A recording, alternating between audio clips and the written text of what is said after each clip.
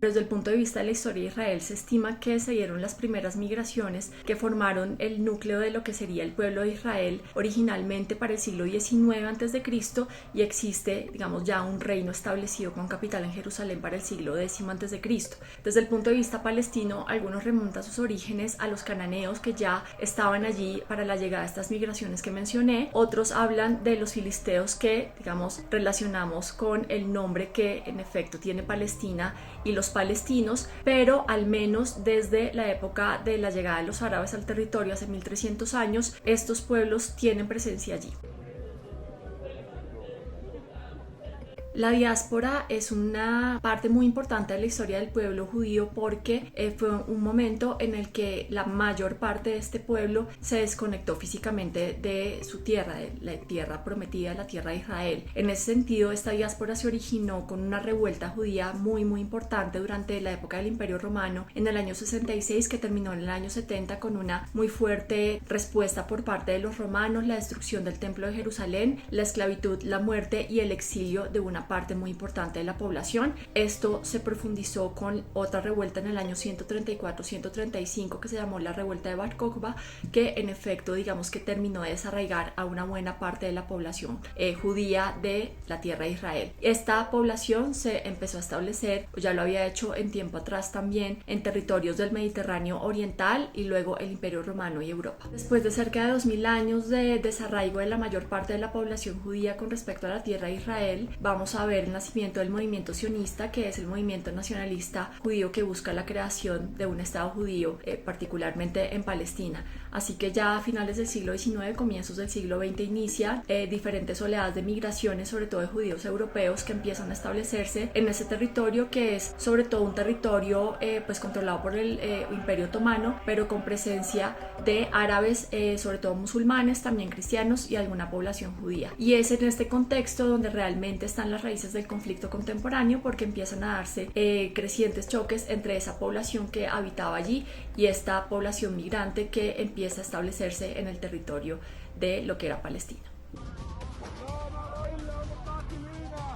El conflicto contemporáneo se origina entonces a finales del siglo XIX, comienzos del XX, con el inicio de estas oleadas de migración de judíos europeos a Palestina, que estaba en ese momento bajo el control de los turcos otomanos, y se va a ir complejizando como va avanzando justamente el siglo XX. Recordemos que viene la Primera Guerra Mundial. Después de la Primera Guerra Mundial, los británicos toman el control de Palestina bajo la figura de un mandato, y antes de eso ya habían dado, digamos, su anuencia bajo la Declaración de Balfour a la creación de un Estado judío en Palestina. También habían hecho promesas a los árabes de crear un Estado árabe, y esas promesas, digamos, que no pueden ser cumplidas al mismo tiempo. De otra parte, esa migración va creciendo, especialmente con el agudizamiento de la situación de los judíos en Europa en los años 30 y 40, y empiezan a ser cada vez más frecuentes las tensiones. Hubo una revuelta árabe a finales de los años 30 o en la segunda mitad de los 30, y esto es lo que realmente ha sido como la incubadora de este conflicto, que por supuesto estalla ya de manera abierta con la creación del Estado de Israel en 1948.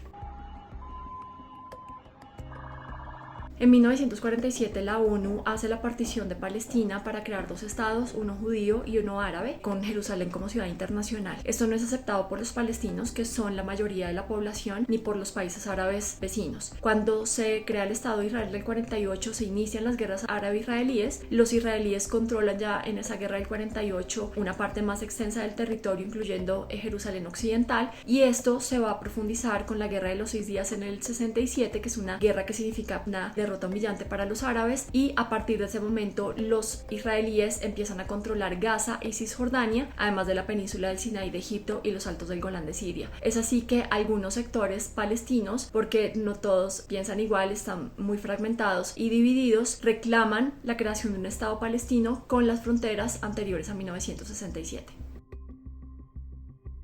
Hamas se denomina como un movimiento de resistencia palestino que es considerado como una organización terrorista por Israel, Estados Unidos, entre otros países. Y Hamas nace en el contexto de la primera intifada en 1987, luego de 20 años de ocupación israelí, con una orientación islamista. Busca la liberación de Palestina, no reconoce la existencia del Estado de Israel y pretende, una vez liberada Palestina, establecer, digamos, un Estado regido pues por los principios islámicos y la Sharia. Es importante mencionar que en efecto tiene un brazo armado Hamas, pero no es tan simple como eso, porque también es un partido político que de hecho participó en elecciones en el 2006, que ganó, digamos, frente a la Autoridad Nacional Palestina, y desde ese momento tiene el control de la Franja de Gaza, y además también tiene un brazo, digamos, de asistencia social. Se estima que Hamas es ayudado financieramente y apoyado por Irán, y es en este momento, digamos, la organización que está liderando justamente las acciones militares en contra de Israel.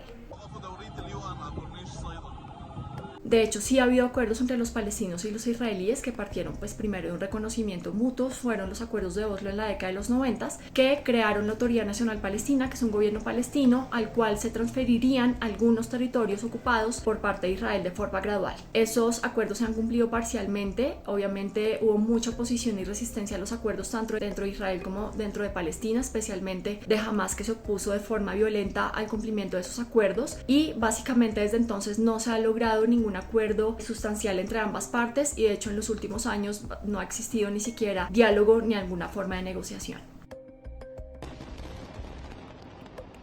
Pues en efecto lo que se estima es que el conflicto se va a recrudecer en los próximos días, pues ya Israel ha declarado el estado de guerra, ha declarado pues que va a dar una respuesta absolutamente contundente a los ataques de Hamas. Aquí por supuesto que la mayor preocupación tiene que ver con los civiles. Ya ha declarado además un bloqueo de ingreso de combustibles, de restricción del servicio de agua, energía a la población de Gaza, y obviamente pues la mayor preocupación es la población civil en ambos casos. También otra de las preocupaciones es que este conflicto escale a nivel regional y que pueda salirse, digamos, del contexto en el que hasta ahora ha tenido lugar pues la situación de violencia. Entonces sí se estima que en los próximos días la situación, digamos,